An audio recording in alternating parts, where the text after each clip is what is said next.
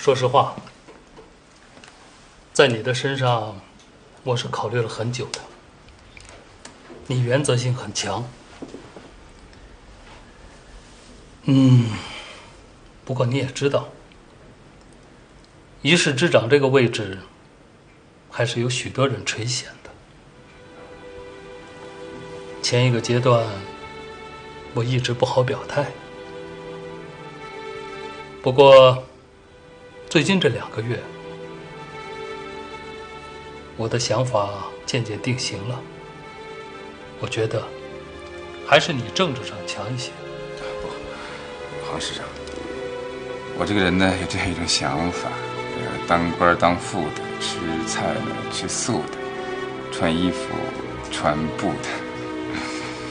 我这个人呢不求上进，我还是很安心我现在的位置。在政治上，总是要进步的。你也不算年轻了，也该压担子。本来，上次老徐退的时候，你是很有机会的。那倒是。本来那一次啊，你应该替补到书记的位子，但是没想到省里边又派林飞清来了。林书记这个人，你印象怎么样？我最近听到一种说法，说是他跟省委的人说，他上任1年之后，想调整一下市委的领导班子。他来到现在有半年了吧？黄市长，今天我们交心吧。关于林书记这个人呢，我也品了有半年了吧。我觉得这个人呢，未必在西平能够待得住。哦，说说看。老曲啊，我把底已经交给你了，调查组的成员人选由你去考虑，啊。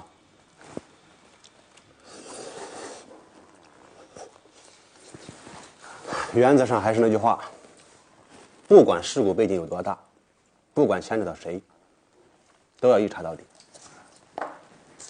来，好，有了。来，这边。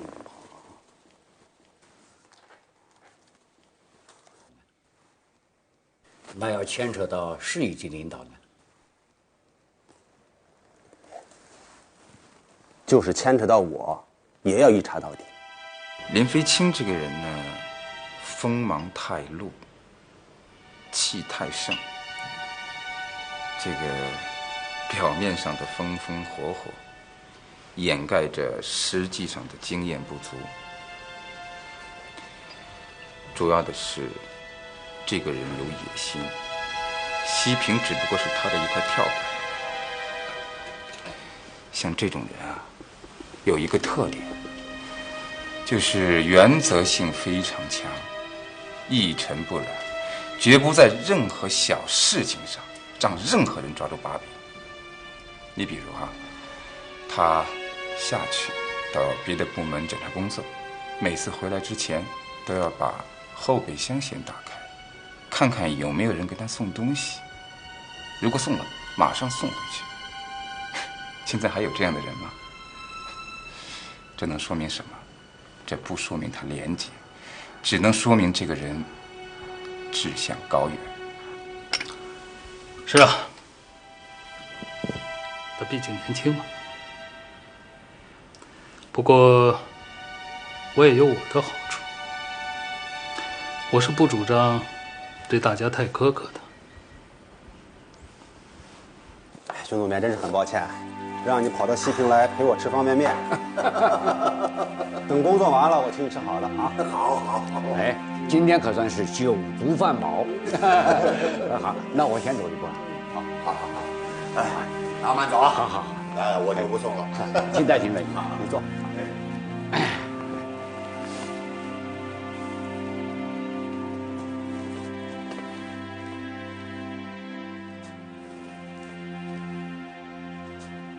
老曲啊，还有什么事吗？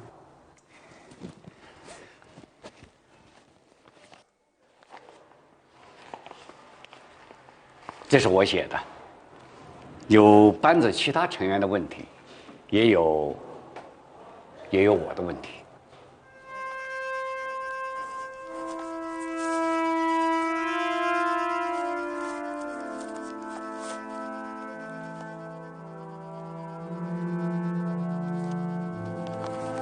我马上看。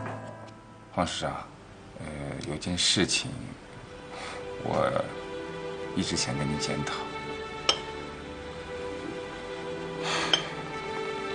上一任书记在任的时候，有几件事情我处理的欠妥当，本来一直想跟你当面认个错。哎，过去的事情就不提了。我想，我们班子大多数同志的意见还都是一致的。以后我们有什么事情，大家多商量。黄师长，常委的几位同志，除了老曲之外，都是愿意跟着您走的。调查北山刘家窑矿的事情，只要您愿意挂帅，我们都会一心一意的服从您的领导。哎，还是要看看林书记的态度。我也希望林书记真正能发扬民主，尊重我们大多数同志的意见。王师长，哦，夏副市长也在。林书记回来了，他打来电话说1个小时之后召开所有在家常委开会。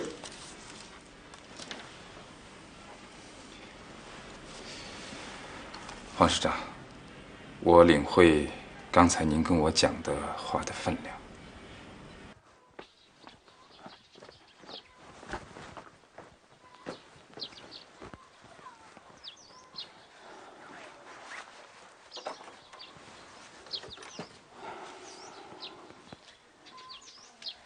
怎么回事啊？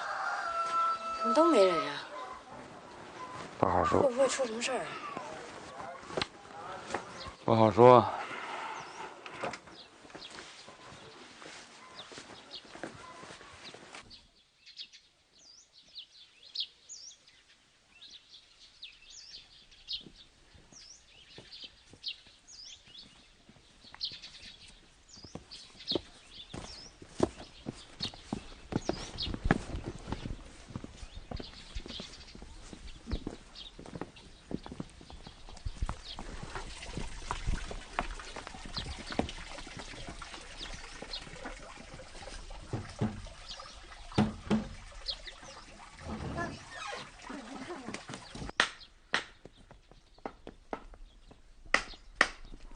哎，老池，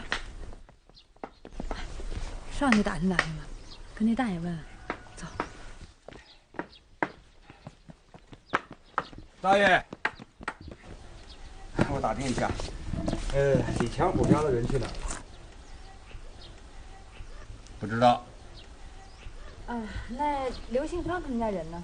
不知道。大爷，您是真不知道啊，还是有人不让您说呀？不知道。好，咱们走吧。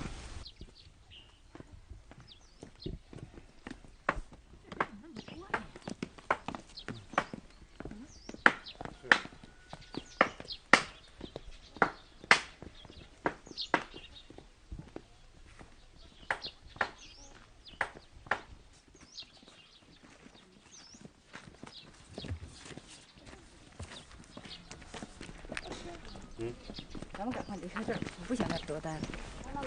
哎，我再问一下。哎，老乡，我问一下，刘信芳家这几天是不是没有人呢？你们俩还不跑？护矿队的都来了，就在那边呢。喏。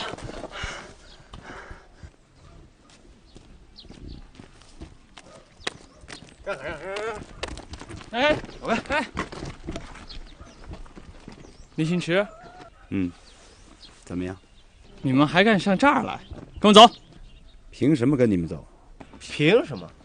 就凭你们半夜在市政府招待所一被窝睡觉，就得抓你们走。我告诉你，把你嘴擦干净点。哎呦，东道跟我们走，跟不跟我们走？你感动一下，你是不是以为记者都好惹啊？把那女的带走。你敢？哎，把刀子放下。那跟我们走吧。嗯。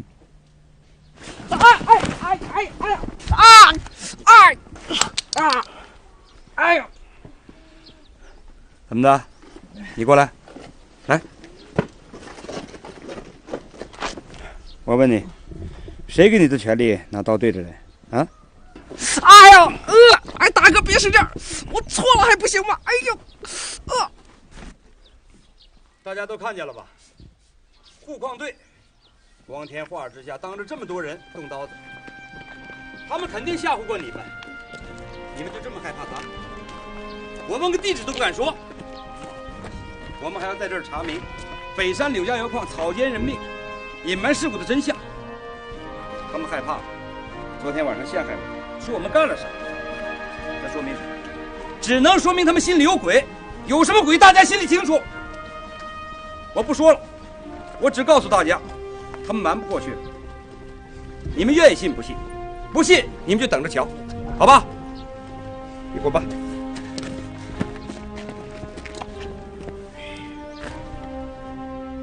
哎，这是你的。你等着。你们俩跟我走。别跟太近了。来，熊总编。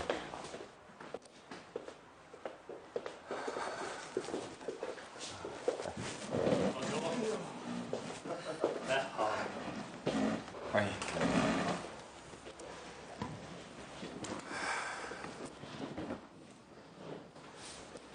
我们今天这个会请熊总编列席有2个意义。第一呢，我们欢迎熊总编来我们这儿指导工作，并传达省委陈书记的指示。第二，熊总编是我们请来的，我们请他来是想让他把他们的2个记者给领回去。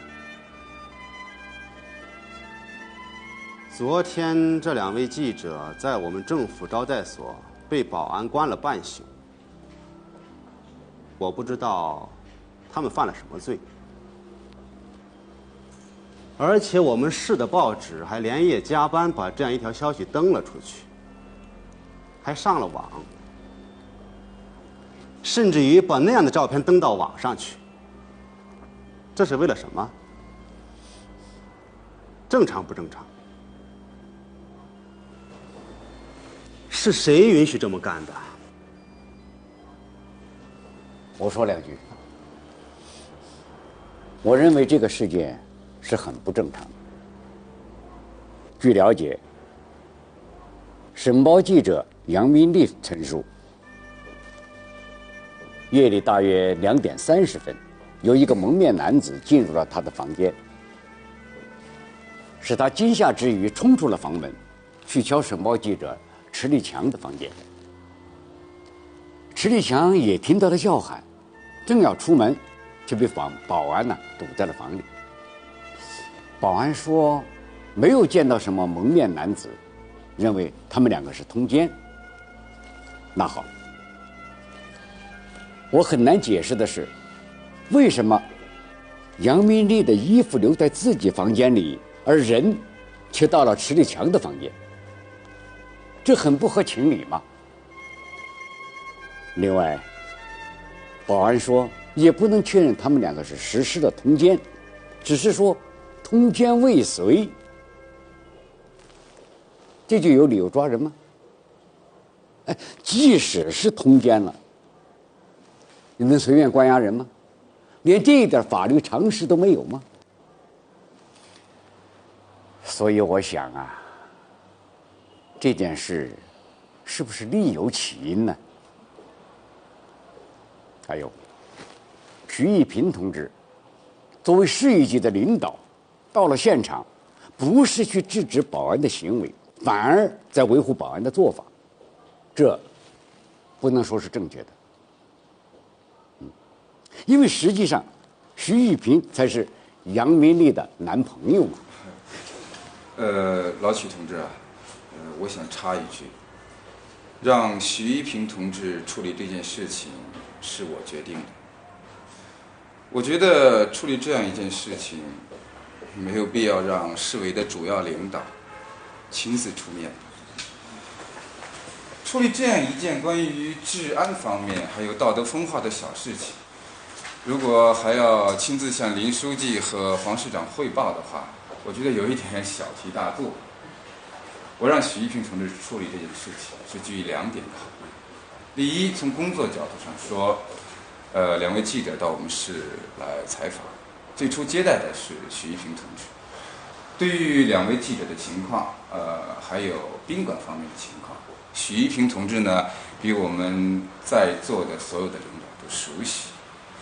如果这件事情不是通奸或者通奸未遂，只是一个误会的话，我相信许一平同志肯定能够妥善处理好这件事情。第二，从私人的角度上说，这个杨明丽是许一平同志的女朋友，发生了这样的事情，我们没有理由不让许一平同志出面。如果真的是通奸或者通奸未遂，许一平同志亲自来处理发生在自己身上的这种3角恋爱关系，我认为也是最合适的人选，因为他就是当事人嘛。也就是说，他是在处理自己的私人问题，即使有什么错误的话，也不能完全代表我们市委、市政府的意见。可问题的关键是，现在是不是通奸和通奸未遂呢？现在还说不清楚。据我了解，当时在现场，许一平同志就提出了要和杨明丽分手。当时情绪非常激动，可能处理问题的时候呢，有一些过激。但是有一点我不理解，这个迟立强和杨明丽2位同志最近的行为确实有一点反常。他们事事处处不依靠组织，他们的行为已经超出了工作的范围。真要出什么事情，我们怎么能够掌握得了呢？我看这个问题不管怎么说，迟记者和杨记者是在我们西平市政府招待所出的事儿，多多少少我们总还有点责任吧。那也要看负什么责任。如果从工作角度上说，出了事情，我们当然可以负责。但是，如果是以工作为名花着公款在这里谈恋爱，出了什么事情，那就有点说不过去。还有，他们从到这里来以后，就一意孤行，天马行空，做什么事情都不向我们通报一声，现在出了事情要我们负责，说不过去嘛。站好了，有秩序点，站好了，都有秩序点给我看住，站好，看住。站好了打起精神来，都给我看着，各个口子都给我看着把口子都给我看着下面有精神点打起精神来你们听着，那个姓杨的和姓迟的只要一出现，你们就给我扣住。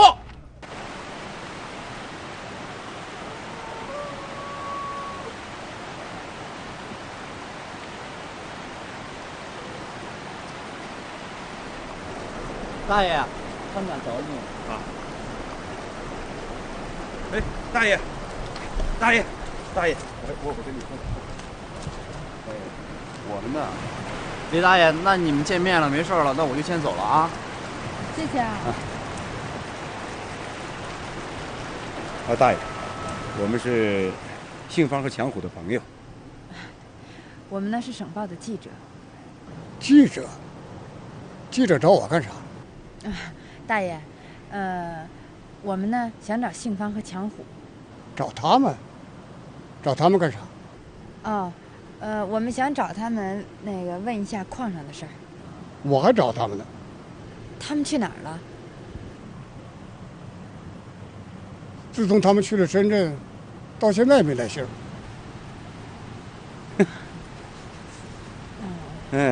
大爷，我们呢是省报的记者，来，这是我的记者证，你看看。哎，大爷。哎，大爷，大爷，你甭拿那玩意儿蒙我，我不信的。现在这假烟假酒多的是，就连那假钱造的都跟真的一样，谁知道你那是什么玩意儿？大爷，您怎么能这么说呢？我们真的是记者，这有什么可假冒的吗？姑娘，我没见过大世面，可我在这个山沟里活了快一辈子了，我吃的那个盐比你吃的饭都多。现在还有什么是真的？这山是真的，这地是真的。你，大爷，我们真的是记者，想必杏芳也都跟你提过。我姓池，叫池立强，他姓杨，叫杨明利。刚才我们在钱庄村，护矿队员呢还跟我们动过刀子，我们真的不是矿上的。动没动刀子我没看见，你没听人家说吗？现在只有妈是真的，连爹都有假的。老大爷，您不要这么不明白事理好不好？这是关系到很多条人命、很多人的生死的事儿。没见过你这么顽固的人。你说您都这么大岁数，这么点道理您都不懂啊？怎么样？这说着说着就露馅了吧？刚才还一个大爷大爷叫的那么甜呢，怎么这么一会儿功夫，我就成了老顽固了？我不明事理，可我知道我要护着我的儿子。我俩儿子死了一个了，强虎要是再有个三长两短，我就绝后了。我不明事理，丫头，教育我这么大岁数的人，你还太嫩点儿。你那个小心眼儿啊，我不用扒大嘴儿，我就知道你肚子里盘过的是啥玩意儿。哪儿来的回哪儿去吧啊！我不管你们什么记者不记者，你们城里边来的人来骗我这个老头子，缺不缺德呀？你没听人家说吗？年轻人不积德，将来结婚生了孩子没屁眼儿。哎，大爷，你怎么这么说话呀？哎，明理，别，哎，大爷，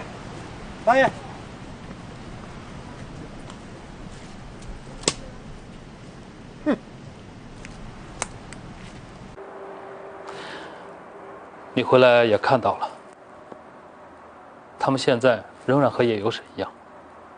林书记、黄市长，熊主编，我在想啊，事情发展到现在这种情况，会不会还有一些我们没有掌握的背景呢？和人打交道呢，对记者来说这是一门功夫，尤其是和那些基层的老百姓。咱们要经常站到人家的角度，替人家想一想，你知道吗？我没替他们想吗？啊？这几天受的罪，赶上我这20多年遭的罪了。你说他刚才说那叫什么话呀？那叫多难听啊！我就没见过这种人。哎，行了，我们替他们想，你得想法让他知道，想法让他们理解。小时候我们不是常说那句话吗？我们好比种子，人民好比土地。哎呀，得，说这些陈芝麻烂谷子的事，用这个来教育我，你不觉得过时了？不管过时不过时，你不应该骂人家老顽固啊！我那是骂他吗？我那是替他们着急。那鲁迅还骂中国人呢，你能说他不爱国吗？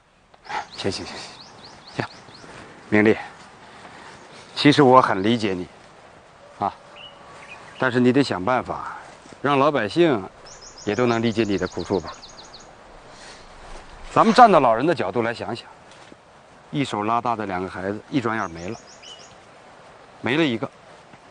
那现在他就剩一个独苗了，他能不心疼吗？啊，他会用老命来护着这个孩子的，他怎么会那么轻易就相信咱们呢？万一他要不小心走错了一步，上了矿上的当，那恐怕连这个孩子也保不住了。你说老人这样对我们，他过分吗？孩子，啥也别说了。哎，大爷，我跟了你们好几里路了，你们说的话我都听见了。走吧，我带你们去找杏芳和强虎。刚才夏副市长说了，不能够孤立的看这个事件，还应该看到这个问题的背景。我很同意，而且我还想提出来另一种背景，那就是这次这2位记者下来的采访和调查工作。前2天，我们2次到了北山，参加了对柳家窑矿1020事故的调查。这也正是在这两位记者的发动下，我们开始的。当然，北山1020事故起初是瞒报了的，这是事实。是2位记者在采访当中，首先发现了问题，穷追不舍，才使问题得到了暴露。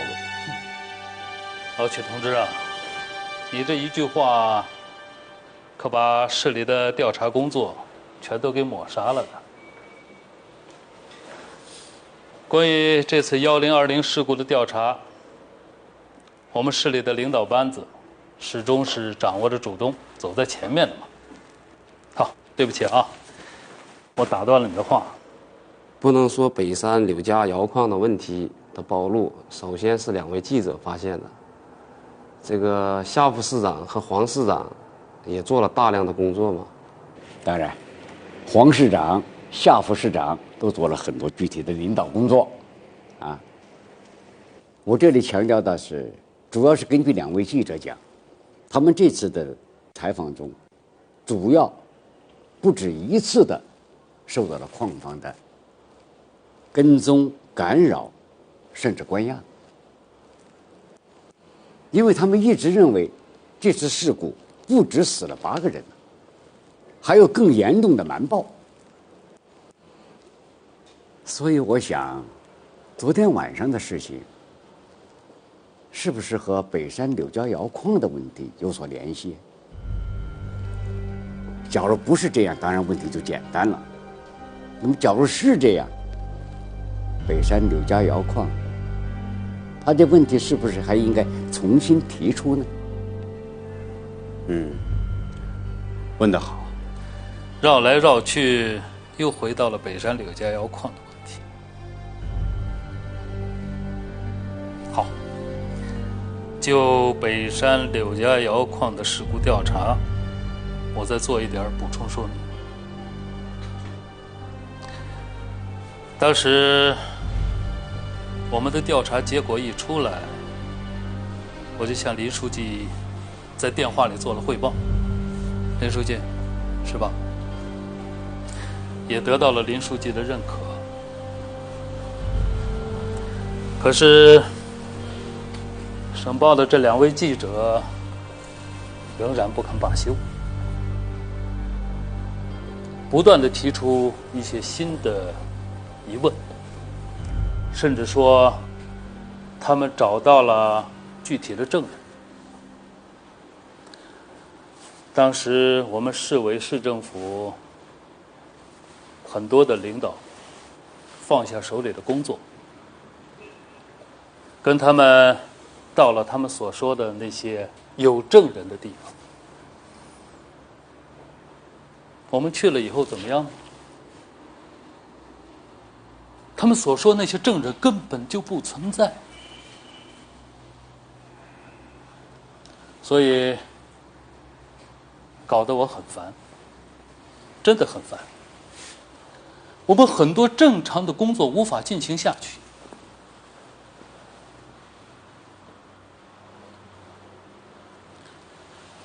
到目前为止， 2位记者仍然在提出疑问，仍然坚持要求我们去调查。哼，这可真是让人哭笑不得了。怎么？省委的陈书记都知道了？好了，怎么办？怎么办？如果我们在座的某个同志认为应该相信那2个记者，而不是相信我们西平煤业总公司，不是相信我们北山柳家窑矿，甚至不相信我们市委市政府这一级组织，那么好，我建议就在林书记的领导下再做一次调查。不过我可是事先声明，如果这次调查再查不出什么结果来，我就不再奉陪。熊总编，你也可以发表意见吧。这是你们的会议，我只是列席旁听。可是，事情既然牵扯到我们报社的2位记者，那我就说2句吧。第一，我认为在招待所所发生的事件很不公正，处理不当。我应该维护我们报社2位记者的合法权利，希望有关部门向他们赔礼道歉，并采取有效措施挽回他们的名誉。要不然，他们要向法院提起诉讼，我可是拦不住的呀！这一点请大家理解。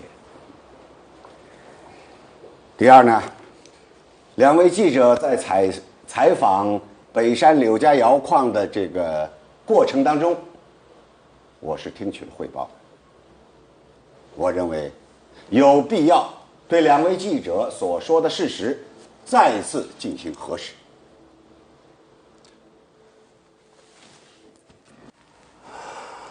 我同意。如果大家没有什么反对意见，我们以市委的名义成立调查组，立刻进驻北山柳家窑矿。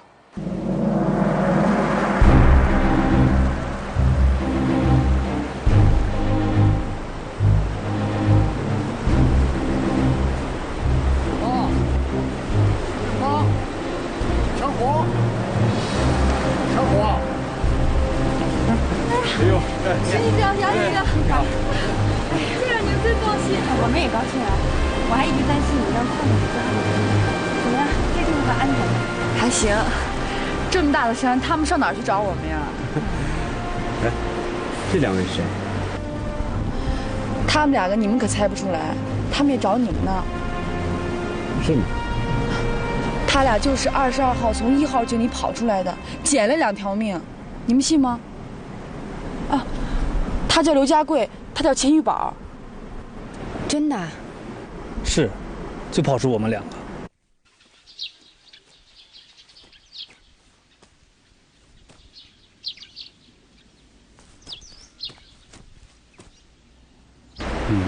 强虎啊，我给你们在外边看着点啊，这屋里说话，就怕外边有人听啊。行，爹，你去吧。哎啊，哎，那个咱们进去说吧。咱们进屋吧。进屋吧。来，这。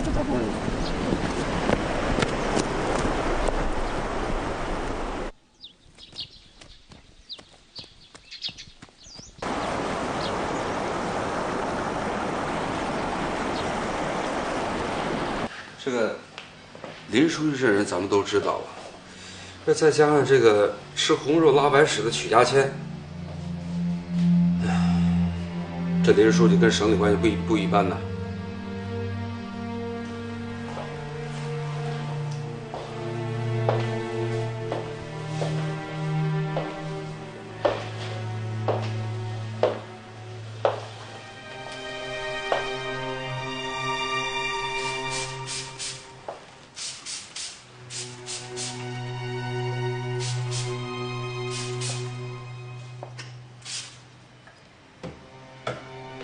正因为他跟省里的关系不一般，我们才需要他。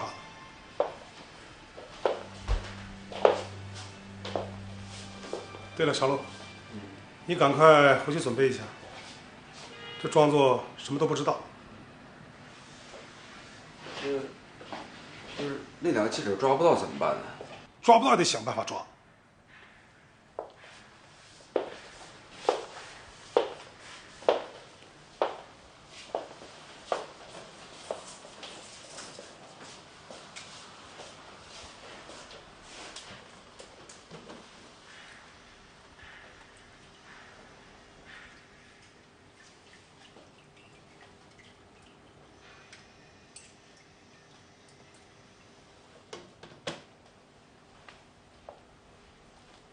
说不定能把那个刘信芳和李强虎一起抓来。他们肯定在北山村附近，要多派点人去。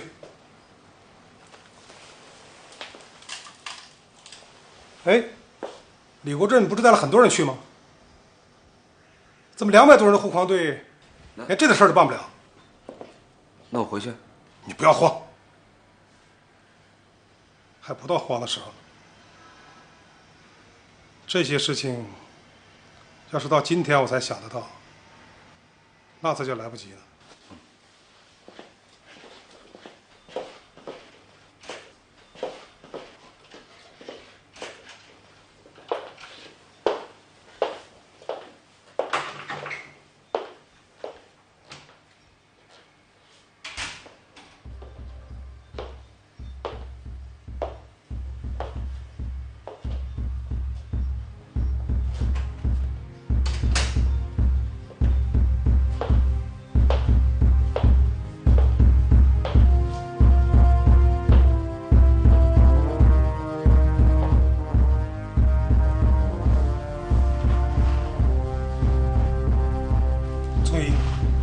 你来办这件事，你马上整理一份举家前收回的材料，寄到省纪委，再散发出去。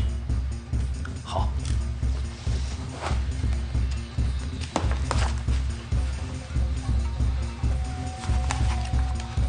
啊，咱们要不要也上？上。你是说出事的原因是通风设备不行？对，就是这样。我干了能有5、6年了。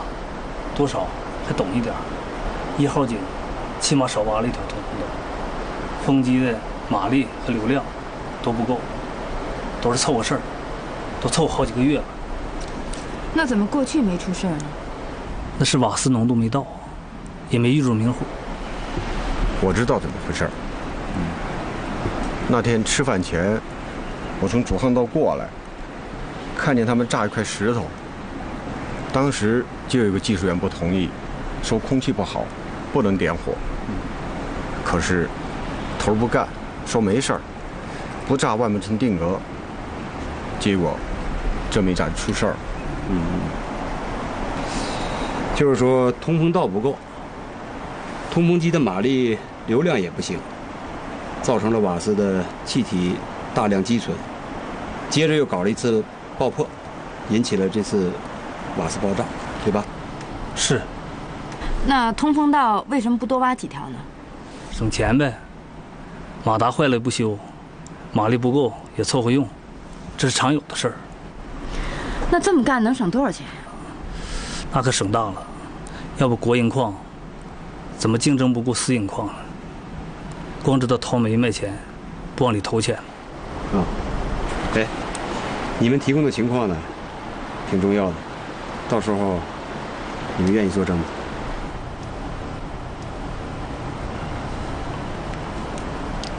到这份上了吗？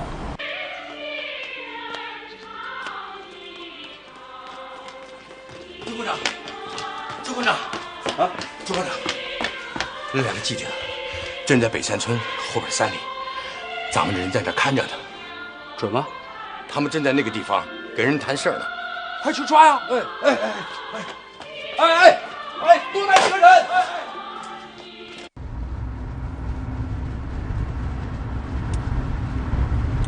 还是打不通吗？还是不在服务区，他们上哪儿去了？他们除非进山了。他们会进山吗？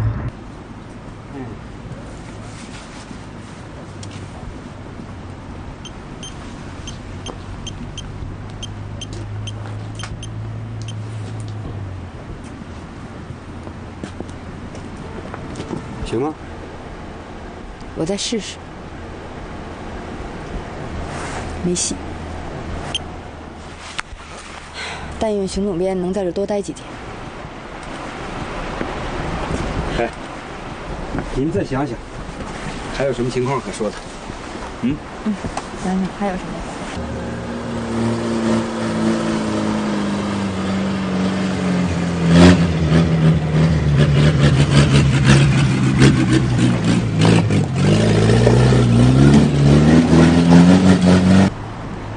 我想下进去找项目。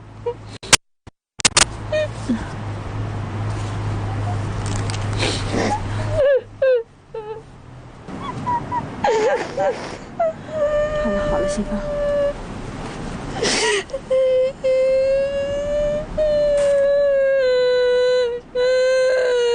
好了好了，好妹妹。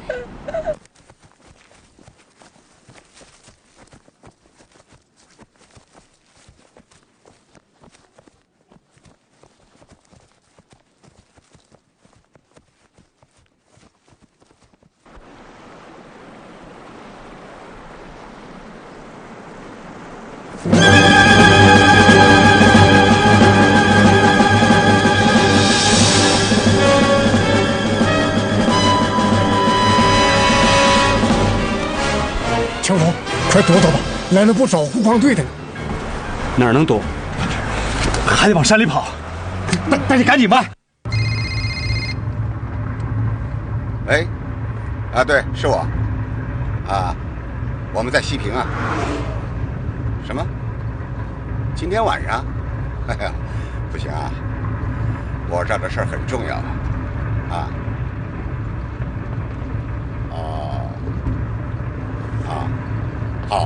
好的，我马上赶回来。